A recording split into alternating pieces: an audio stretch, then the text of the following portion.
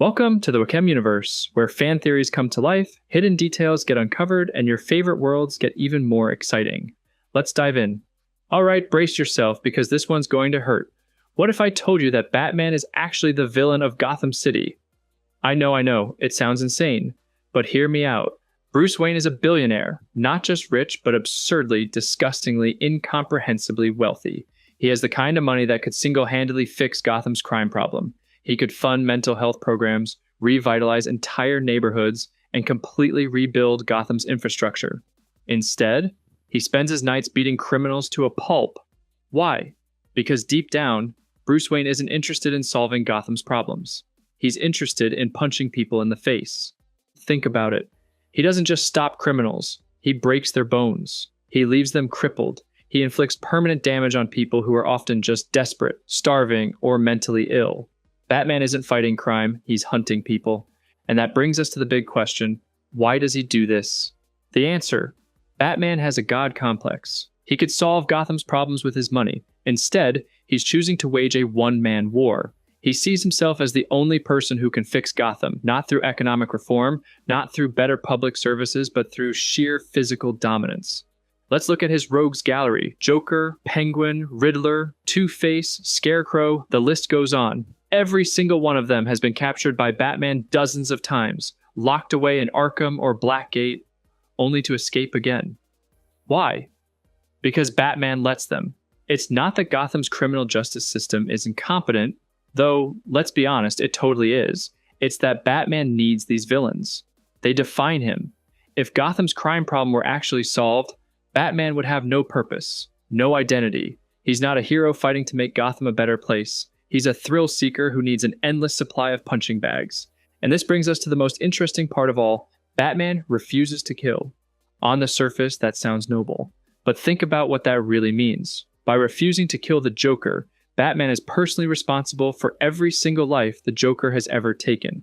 The same goes for Two-Face, Scarecrow, Bane, all of them. And it's not just supervillains. How many low-level criminals has Batman brutalized and left for dead? How many of them ended up in Gotham General, unable to work again, falling deeper into crime just to survive? How many of them turned into the very supervillains he fights, just because he put them on that path? Batman isn't cleaning up Gotham, he's maintaining Gotham's chaos because he thrives in it. And here's something else to consider. What does Batman actually do for Gotham when he's not in the suit? Bruce Wayne runs Wayne Enterprises, but how often do we actually see him using that wealth to make a difference? Sure, he pretends to be a billionaire playboy who doesn't care about his money, but what if that's not just a cover? What if, deep down, he really is a selfish, detached egomaniac who doesn't care about Gotham unless it gives him an excuse to keep playing vigilante? Because let's be real, if he actually cared, there wouldn't be a Gotham crime problem. Superman rebuilds Metropolis every time it gets destroyed. The Flash cleans up Central City, both literally and figuratively. Even Green Arrow, another billionaire vigilante, actively works to uplift his city through economic reform. But Batman? Batman hoards his wealth, beats up criminals, and lets his greatest enemies escape over and over again. And let's not ignore how insanely prepared he is for every situation. Batman has a contingency plan for literally everyone, including his own allies. He keeps files on how to kill Superman, Wonder Woman, the Flash, and the entire Justice League. Why? Because he doesn't trust anyone but himself. He doesn't just have a god complex, he believes he's the only one who should be in control. And the worst part? Gotham enables him. The police rely on him because they're corrupt or incompetent. Batman could solve Gotham's crime problem with his money, but doesn't. Batman brutalizes criminals instead of helping fix the root causes of crime. Batman refuses to kill the villains who keep murdering innocent people. Batman actively maintains Gotham's cycle of violence because without it, he has no purpose. At the end of the day, Batman isn't Gotham's hero. He's Gotham's curse. And the scariest part? Gotham doesn't need Batman. Batman needs Gotham exactly the way it is.